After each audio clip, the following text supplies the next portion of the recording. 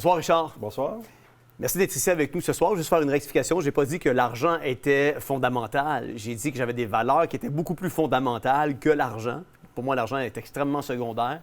Et jamais je vais prostituer mes convictions pour de l'argent. J'aime autant vivre avec 25$ dans mes poches à la fin du mois puis être cohérent avec mes convictions que d'avoir 2000$ à la fin du mois dans mes poches puis d'avoir l'impression de prostituer mes convictions.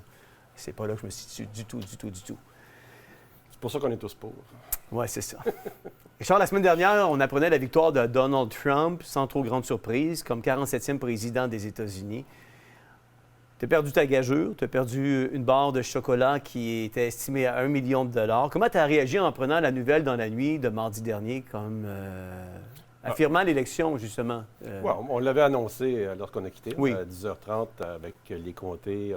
On commence à comprendre la politique américaine beaucoup plus. Et on s'apercevait que c'était tout ce qui avait été prévu en termes de possibilité de fraude. Parce que moi, j'ai gagé que Trump gagnait s'il n'y avait pas de fraude. Hein? Donc, j'ai gagné mon pari. Mais j'ai quand même mis $1 million US en chocolat dans la cagnotte, ce qui était très apprécié. Mais l'idée, c'est qu'on ne sait pas à quoi s'attendre, en fait. Ouais. Trump, là-dessus, je rejoins Alexis Cossette-Trudel sur le fait que Trump est un grand manipulateur, hein? C'est un négociateur, etc. Va jouer sur les tableaux, vulgarité, déstabilisation. On se souvient du premier mandat qui a été assez particulier. Je pense qu'il réinvente la politique. Il faut lui donner ce crédit-là, mais c'est pas lui, c'est toute l'organisation qui est derrière. Comme tu sais, je dis que Trump est un mondialiste multipolaire, c'est-à-dire qu'il y a un groupe de penseurs du mondialisme depuis très longtemps qui veut qu'on passe par des grands ensembles économiques, socio-économiques. Donc, 5 grandes régions mondiales qui se partageraient les richesses, etc. On n'est pas sorti de l'auberge. Mais non. Mais c'est une stratégie qui est plus longue que la stratégie des pressés. Donc, ceux qui veulent faire un gouvernement mondial demain, centralisé, contrôler la population mondiale, donc passer du jour au lendemain à un tel contrôle. C'est ce qu'on a connu avec les administrations américaines récemment. Et c'est ce à quoi Trump s'est attaqué. Donc ça, c'est quand même un soupir de soulagement comparé à ce que Kamala Harris avait annoncé dans ses discours précédents. Elle arrêtait le port d'armes chez les Américains dans les premiers 100 jours. Ouais. Donc, c'était tout pour mettre le feu aux poudres ou créer une guerre civile. Est-ce que l'élection de Donald Trump risquerait, par exemple, de faire plus mal à notre économie, selon toi, puis pourquoi? Moi, je pense que Donald Trump vient d'inaugurer le fait, parce que pour revenir à ce que je disais tout à l'heure, donc l'Amérique du Nord est une région mondiale. Donc, je pense que le Mexique, qui est dirigé par une sioniste, et Trudeau, le Canada, qui est dirigé par personne, en fait. Là. Trudeau, c'est le néant total. Donc, Trump vient de prendre le leadership de l'Amérique du Nord. Il va dicter les règles du commerce entre les trois pays. Alors, il s'est pratiqué dans le premier mandat à faire des tarifs, imposer des tarifs, perdre en cours, etc. Moi, je pense que cette fois-ci, ça va être beaucoup plus subtil parce qu'on voit qu'il s'arme d'une équipe pas mal déstabilisante d'un point de vue de politique habituelle. Il a tiré à plusieurs égards dans différents champs importants. Et là, souvent, je tweete le popcorn et le sablier parce que c'est assez extraordinaire ce qui a été annoncé. Les nominations sont assez exceptionnelles, mais je pense que tout ça va permettre d'asseoir son leadership sur l'Amérique du Nord. Ça, c'est pour son America First. Là. Je pense que ça va être l'Amérique du Nord First. Et de l'autre côté, il fait aussi un pied de nez à tout ce qui est développement ou accélération du sionisme, donc de l'installation d'Israël dans toute la région du Moyen-Orient, donc de Gaza jusqu'au Liban et la Syrie et tout ça. Donc on voit qu'il y a une offensive en même temps par ses nominations et ses annonces. Il va même jusqu'à dire que l'antisémitisme va être criminalisé sous son règne, c'est ce qu'il a annoncé pendant la campagne électorale. Donc, on voit qu'il y a deux côtés à sa médaille. Nous, on souligne, par exemple, les interventions au niveau pro-vie, donc des nominations qui sont dans cet ordre-là. Il a été celui qui a ouvert Roe versus Wade dans le premier mandat. Donc, il y a des gros avantages d'un point de vue chrétien et il y a des gros des gros questionnements sur l'aspect principalement mondial, donc la Ouais. guerre, les rapports de pouvoir et tout le reste. Ouais. Depuis son élection, depuis sa victoire, Trump multiplie ses engagements à une vitesse hors norme. On n'a jamais vu ça habituellement. C'est vers l'arrivée, justement, au présidentiel qu'on multiplie les annonces. Là, il est élu président, puis il continue à multiplier les annonces. Je veux qu'on en regarde un extrait, puis on commente par la suite. Here's my plan to dismantle the deep state and reclaim our democracy from Washington corruption once and for all. And corruption it is.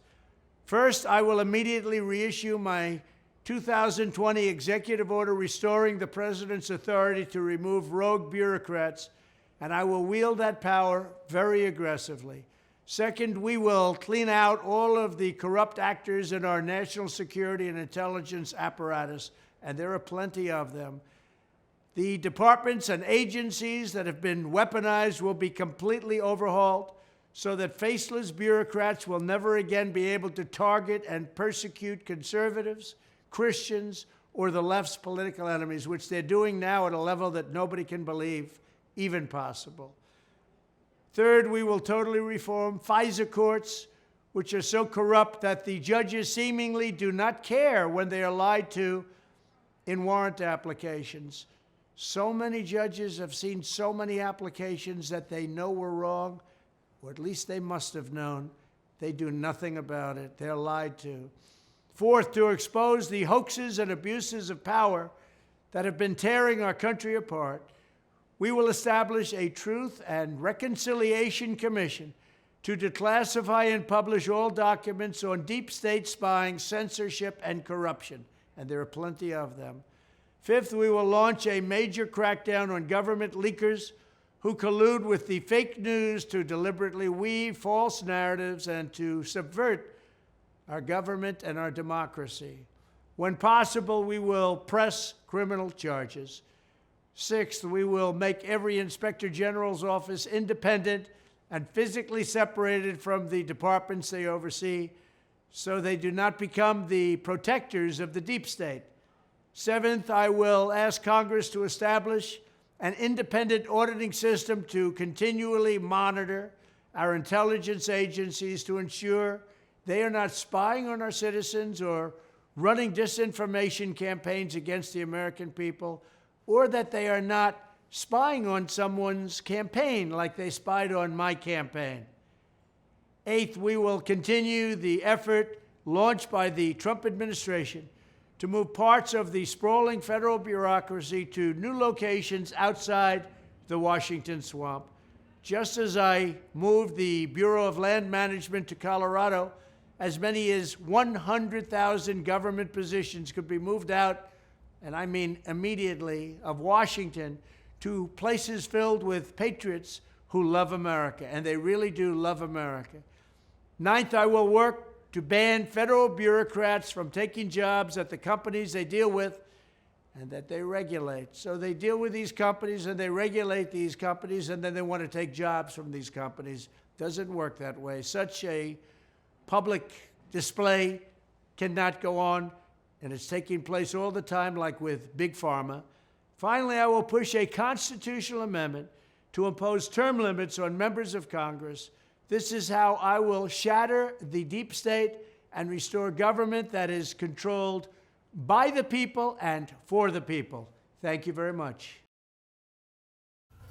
On voit qu'il multiplie ses sorties puis ses engagements. Est-ce que tu vois en cela, Richard, une stratégie quelconque? Si oui, puis c'est quoi la stratégie?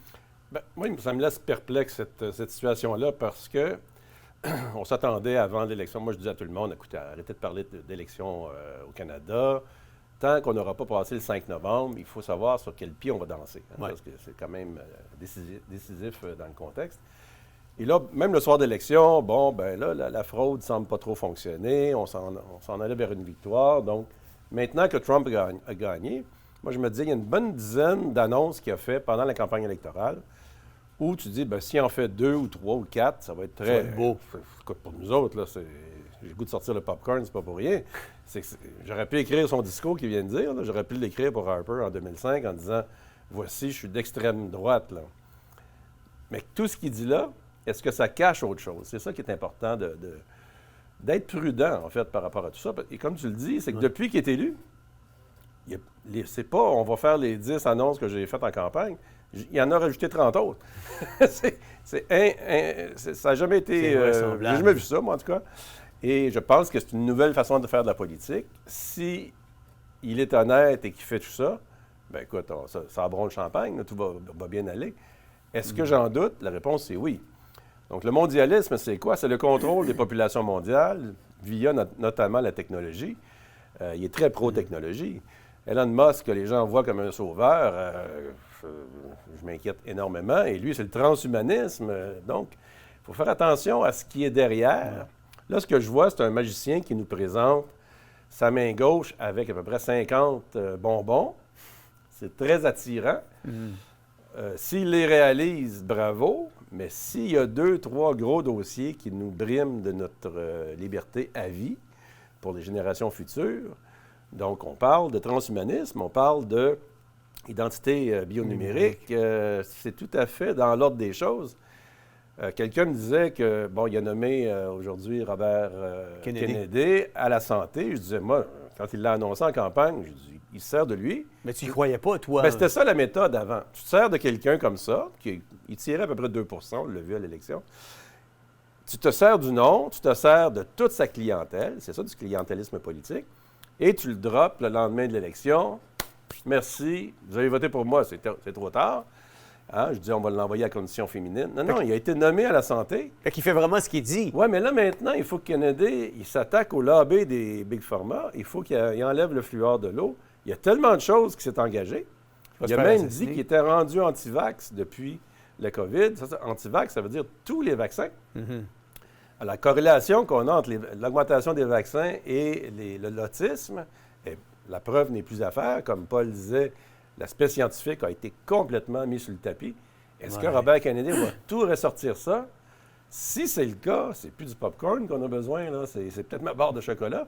Il faut fêter. Du caviar. Mais si tout ça est au prix de notre liberté et qu'on n'a plus d'argent comptant et qu'on est totalement sous contrôle d'un dictat mondialiste qui est peut-être décentralisé dans 5 grandes régions, hein, on voit que Poutine travaille très bien dans ce contexte-là, la Chine avec son équilibre au niveau économique et tout le reste, ça demeure des dictatures communistes. Est-ce que Trump va nous surprendre avec ce genre de dossier-là qu'on passe en catimini pendant qu'on nous présente tout le reste, où là, on va être tellement trouver ça extraordinaire qu'on va se mettre à revenir à la vie normale jusqu'à temps qu'on perde vraiment et qu'il soit trop tard notre liberté. Est-ce qu'on pourrait voir les États-Unis intégrer les BRICS, par exemple, selon toi? C'est quelque chose qui pourrait être possible? C'est pas d'intégrer les BRICS, c'est qu'il faut comprendre que la Russie, premièrement, a remboursé la dette. Les États-Unis, avec les Bush, ont essayé de détruire la Russie. Hein. Ils ont fait tomber le régime communiste passé. Ils ont mis en place un président alcoolique qui manipulait de A à Z. Ils ont privatisé l'ensemble de l'économie, donc des richesses. La Russie, c'est très riche. Démantelé les pays qui faisaient partie de l'URSS, le mur de Berlin est tombé, tout ça. Mais ils ont mis en place des oligarques qui étaient les jeunes qui montaient au niveau de l'époque et qui se sont partagés les richesses, sont devenus multimilliardaires très rapidement. Donc, Poutine est arrivé là-dedans, a mis de l'ordre. Et là, on retrouve là-dedans la morale des Lubavitch, qui est la grande religion derrière Poutine, qui fait en sorte, et qui rejoint aussi Trump, donc qui fait en sorte qu'eux autres arrivent avec un rétablissement d'une moralité. Et ils ont remboursé les dettes des grands banquiers libéraux de la City de Londres et de Wall Street. En faisant ça, ils se sont libérés du joug financier, ce qui n'est pas le cas de la France, des pays européens, du Canada. On est tous à la merci, et à travers les banques comme la Fed qui sont privées. C'est comme ça qu'on nous a siphonnés, en imprimant de l'argent, en augmentant les dettes.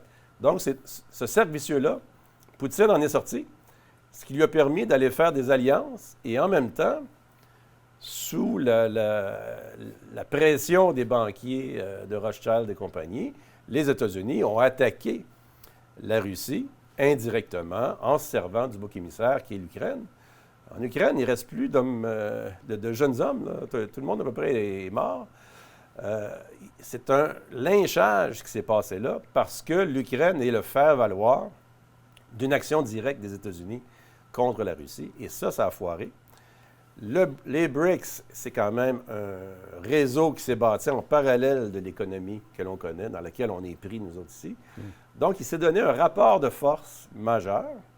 Et si jamais Poutine n'était pas un mondialiste au sens négatif des choses, de contrôle des populations, et si Trump ne l'était pas, bien moi, je dirais encore une fois, ça bronche champagne, on commence à avoir des rééquilibrages entre des sociétés, des civilisations, en fait, qui ont été complètement passées sur le rouleau compresseur avec les Kabbalah et les Obama et compagnie là, depuis des années. Non, mais tu sais, géopolitiquement, là, on parle pour parler. Les BRICS, à eux-mêmes, détiennent pas mal de la population mondiale. Puis s'ils courtisent Trump à faire partie de leur regroupement, on vient aller chercher la majorité de la population mondiale. Oui, mais c'est pas de même. Toi, ça, c'est des licornes. Là. C'est que tu voudrais que tout le monde soit beau et fin et gentil et mondialement uni. Là. C'est jamais comme ça que l'être humain fonctionne. Mais derrière ça, il y a des rapports de force. Là, actuellement, c'est qui va être le premier en haut de la montagne, qui va être le gouvernement mondial. C'est là que ça se passe. C'est un peu comme des entreprises. Quand tu as 50 boulangeries, bien, tout le monde vend du pain au mieux qu'ils peuvent. Mais quand tu commences à avoir une concentration, puis tu as un joueur qui a 80 du marché, on est à armes inégales. Et là, il commence à avoir des conflits. Et c'est là que les gouvernements doivent commencer à intervenir. Donc, quand Trump veut mettre des tarifs, par exemple, sur le bois d'œuvre du Canada, ils savent qu'ils vont faire mal à l'économie. C'est des rapports de force. Il va dire à son industrie, bien, je vous donne un break de 2 ans, on va être en conflit, mais on va perdre. Mais quand on aura perdu, vous aurez eu le temps de reprendre vos billes, etc. Ouais. Donc, il y a cet aspect économique. C'est une guerre économique sur le terrain politique, mais on est toujours dans une guerre spirituelle qui est la guerre de la mondialisation. Et celle-là, elle est très déstabilisante avec l'élection de Trump. Ouais. Est-ce que la réélection de Trump pourrait raviver ou renforcer les mouvements populistes et conservateurs en Europe et ailleurs dans le monde, voire influencer les prochaines élections dans d'autres pays?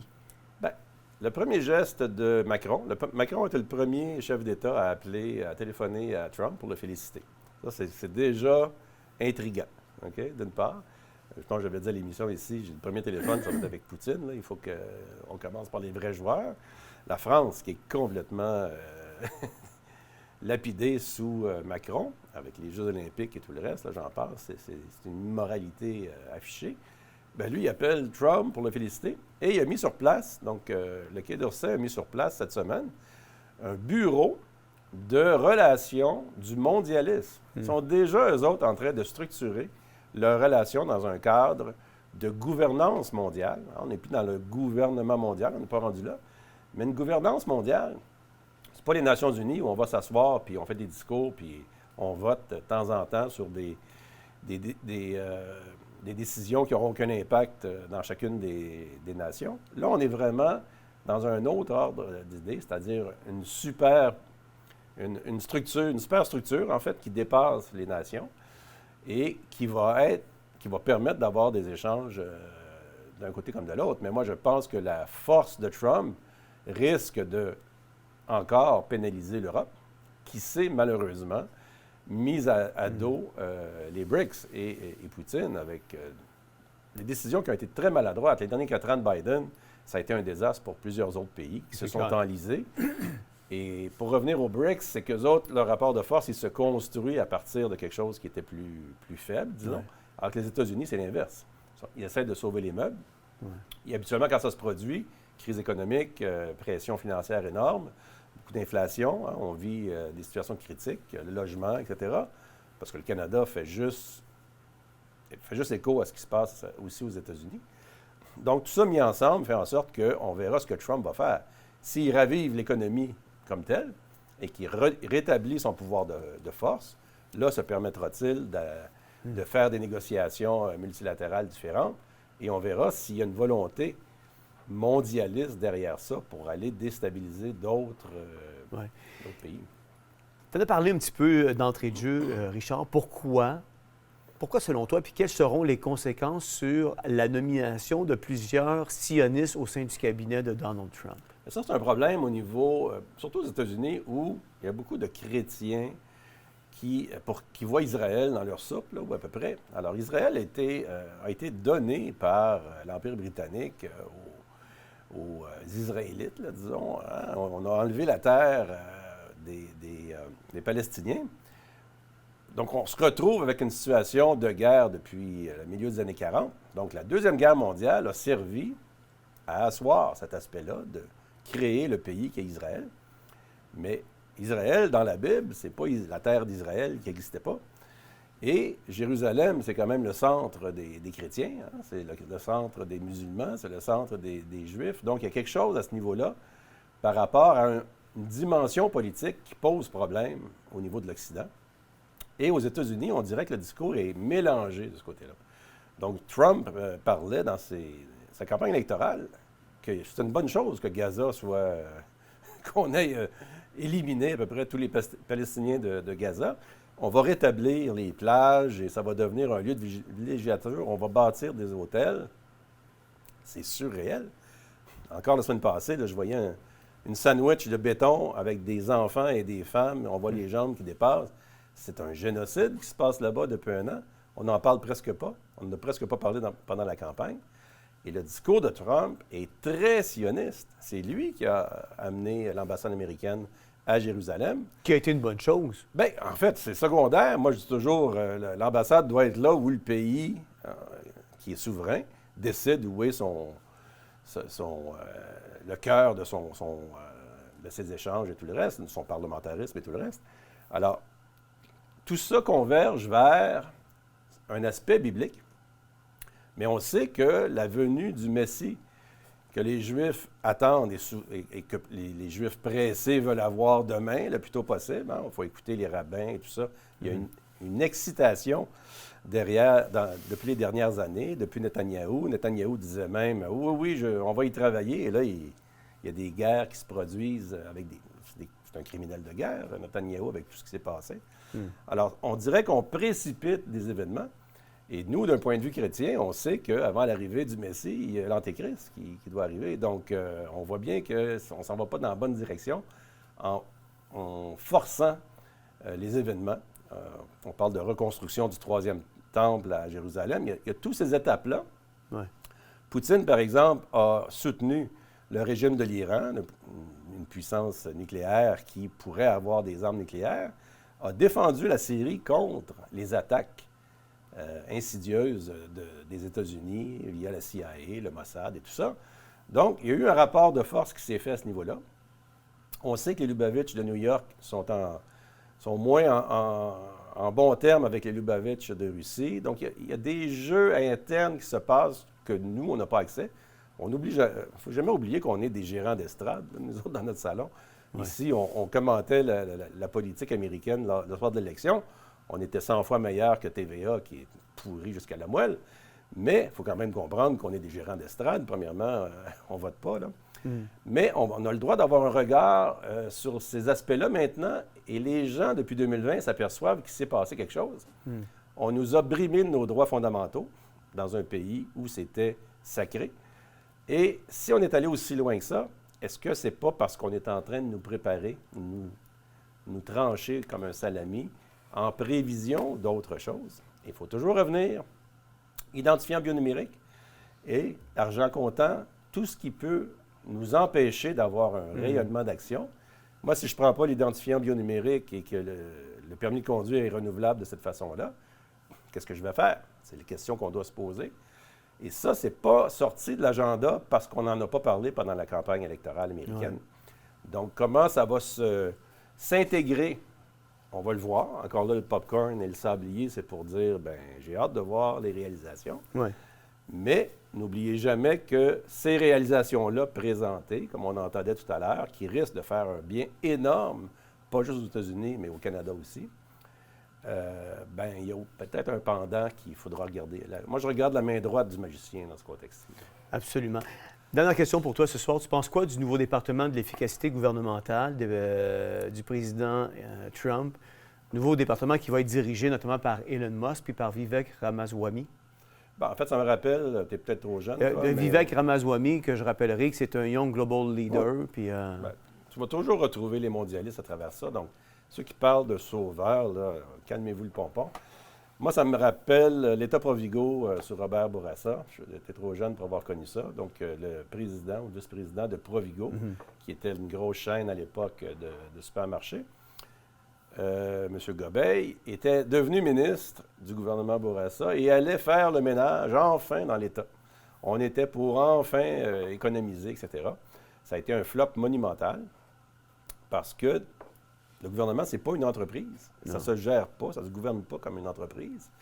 Et Trump a démontré dans le discours que tu as présenté tout à l'heure, pas dans le discours, mais dans l'élection, il a démontré qu'il est au courant de tout ce qu'on essaye de dire depuis des années. Hein, on pense que les politiciens ne savent pas ce qui se passe. Ils savent très bien. Et il l'a démontré parce qu'il est arrivé avec à peu près les solutions à tous les problèmes qu'on peut soulever, un après l'autre.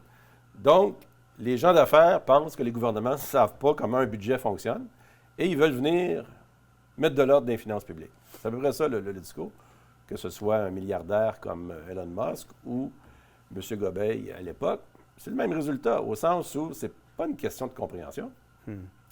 Un gouvernement qui veut mettre de l'ordre dans ses finances, bien, il va s'engager 3-4 super économistes puis il va faire des politiques en question. On oublie la corruption qui est omniprésente. On oublie que la plupart des politiciens ont des parrains qui les suivent. Hein? Ouais. C'est la carotte ou le bâton. Donc, ceux qui sont... On le voit dans l'industrie des télécommunications, on le voit dans l'industrie des Big Pharma, on le voit partout. Mais ça, c'est... si quelqu'un est maintenu en contrôle, et les politiciens, on le voit de plus en plus, là, ça sort de plus en plus. Hein? On a vu les pédophiles sur Epstein et tout le reste, là. On parlait d'orgie tout à l'heure. On enseigne aux enfants de primaire à faire des orgies. Donc, imagine-toi vers où on s'en va au niveau moral. Mais actuellement, les politiciens élus, entre guillemets, la plupart sont sous contrôle, soit parce qu'ils sont tombés dans l'alcool, etc. Dès qu'on a quelque chose contre toi, c'est une menace, donc pour te faire pencher dans la balance. Ce qui est nouveau, c'est qu'on a un leadership avec Trump qui annonce des bonnes affaires. Ça, c'est rafraîchissant. Mais il ne faut pas oublier que toute la classe politique est encore malléable, au sens ça peut être contrôlé. Trump s'est donné aux républicains les 2 bras décisionnels au niveau législatif. Les 2 prochaines années, pour lui, c'est le party, là. Il peut faire des grands changements. Ouais. Souhaitons que Dieu est avec lui pour vrai et qu'il va faire les bons. Souhaitons que les bons n'entraînent pas des mauvais en contrepartie. Donc, moi, mon mot de conclusion de cette élection-là depuis 2 semaines, c'est perplexité. Je ne sais pas sur quel pied danser. Donc, popcorn et sablier. Et donnons-nous un peu de temps pour suivre la suite. L'avenir nous saura nous le dire. Merci beaucoup, Richard, d'avoir été avec nous ce soir. Puis, j'ai vu, je regardais les commentaires en même temps que Richard me parlait sur le chat ce soir. Puis, je lis des commentaires comme quoi que c'est négatif et tout ça. Mais savez-vous quoi? C'est vrai qu'on vit dans un monde rempli de négativisme. Et il y a une certaine réalité. On vit dans un monde où l'iniquité ne cesse de croître. On vit ça présentement. Et puis se mettre la tête dans le sable ou avoir des aspirations en des sauveurs humains, je pense que c'est du fantasme pur et dur. Dans un monde où l'iniquité ne cesse de croître, la Bible dira dans 2 Timothée 3, 1, 5, « Sache que dans les derniers jours, il y aura des temps difficiles. » On les vit ces derniers jours-là. Car les hommes seront égoïstes, amis de l'argent. On en a parlé ce soir à travers certains lobbies. Les gens se font acheter, les gens sont rendus amis de l'argent, puis on va falsifier des documents pour pousser un narratif dominant. Les gens seront amis de l'argent, fanfarons, hautains, blasphémateurs, rebelles à leurs parents, ingrats, irréligieux, insensibles, déloyaux, calomniateurs, intempérants, cruels, ennemis des gens de bien. On le voit, c'est réel. On vit ça aujourd'hui dans notre société. On voit que les gens de bien sont devenus ennemis des gens de mal qui promouvoient un narratif contraire. Traîtres, emportés, enflés d'orgueil, aimant le plaisir plus que Dieu, ayant l'apparence de la piété. ce qu'ils projettent n'est pas ce qu'ils ont, ce qu'ils sont. Ayant l'apparence de la piété, mais reniant ce qui en fait la force, éloigne-toi de ces hommes-là. Ce soir, nous avons exposé divers sujets d'actualité. On a parlé du procès de campagne Québec-Vie. On a parlé de ce procès de ce père qui a essuyé un refus à la demande d'exemption à un cours d'identité de genre en lien avec le cours d'éducation à la sexualité contenu dans ce cours culture et citoyenneté québécoise. On a parlé d'électromagnétisme et ce puissant lobby derrière le 5G dans lequel on falsifie des documents pour justement taire ce que les scientifiques disent sur le côté néfaste de cette technologie-là. On a parlé des présidentielles américaines sur lesquelles, permettez-moi, avec l'expérience qu'on a acquise depuis 2020, la méfiance, même si Donald Trump promet des affaires, je pense que notre devoir, c'est d'être méfiant et ne pas donner le bon Dieu sans confession à quiconque qui se présente avec un beau discours. Vous savez, force est d'admettre aujourd'hui que l'iniquité ne cesse de s'accroître. On vit l'augmentation de cette iniquité-là à travers le monde entier. On condamne la vie, par exemple, puis on fait la promotion de la mort. On désacralise le mariage pour accepter le polyamour et le mariage de même sexe. On change la signification de la famille pour accepter qu'un enfant ait plus de 2 parents dans une même union. On manipule les mots pour envelopper son contraire. On abuse de nos enfants puis on leur enlève leur innocence. On fait la promotion de plusieurs genres alors qu'il n'y en a seulement que 2. On persécute les gens de valeur et on fait la promotion de la méchanceté. On expose à nos enfants l'impensable sans que personne ne les défende. On accepte toutes les religions, mais nous rejetons le christianisme. On peut vivre avec la pensée d'un Dieu, mais refusons de croire en Jésus. On légalise les drogues et condamnons la Bible. On rejette la religion chrétienne, mais faisons la promotion du wokisme. On ne peut pas parler de Jésus à l'école, mais on peut pousser la dysphorie du genre. On fait entrer les drag queens puis on sort le crucifix. On censure la vérité pour faire la promotion du mensonge. On dit favoriser la liberté d'expression, mais on étouffe un narratif contraire. On dit promouvoir la liberté de presse, mais on réprime toutes ces formes d'opposition à celle-ci. Alors, permettez-moi ce soir de vous suggérer que nous sommes forcés d'admettre qu'à la lumière des énoncés précédents, que l'iniquité aujourd'hui ne cesse de s'accroître. Et dans un monde où l'iniquité ne cesse de croître, le réflexe de l'être humain, c'est de trouver un sauveur à travers d'une personne. Quelqu'un qui pourra nous sortir de cette impasse dans laquelle nous nous retrouvons. Que ce soit une impasse personnelle, une impasse collective ou une impasse sociétale. Et souvent, ce réflexe se transpose dans cette quête de retrouver un sauveur. Quelqu'un qui changera notre situation. Quelqu'un que nous pourrons suivre, un genre de leader charismatique, quelqu'un qui se battra pour nous, un homme de posture, un héros, un genre de conquérant. Mais hélas, ce genre de sauveur n'existe pas. Ou si nous pensons l'avoir trouvé, il finira tôt ou tard par nous décevoir. Ne mettez pas votre confiance dans un homme. Ne mettez pas votre confiance dans votre compte de banque. Ne mettez pas votre confiance dans votre carrière, dans vos habiletés, dans vos familles ou dans les choses de ce monde. L'Évangile de Matthieu, le chapitre 11, les versets 28 à 30 dira « Venez à moi, vous tous qui êtes fatigués et chargés. Venez à moi, dit Jésus, vous tous qui êtes fatigués et chargés, et je vous donnerai du repos. Prenez mon joug sur vous et recevez mes instructions, car je suis doux et humble de cœur. Et vous trouverez du repos pour vos âmes, car mon joug est doux et mon fardeau est léger. » La seule personne qui peut nous donner ce repos, la seule personne qui peut transformer nos situations, la seule personne qui peut changer nos vies et donner un sens à notre humanité n'est nul autre que la personne de Jésus-Christ. C'est Jean-François Denis qui vous dit bonne réflexion et à la semaine prochaine.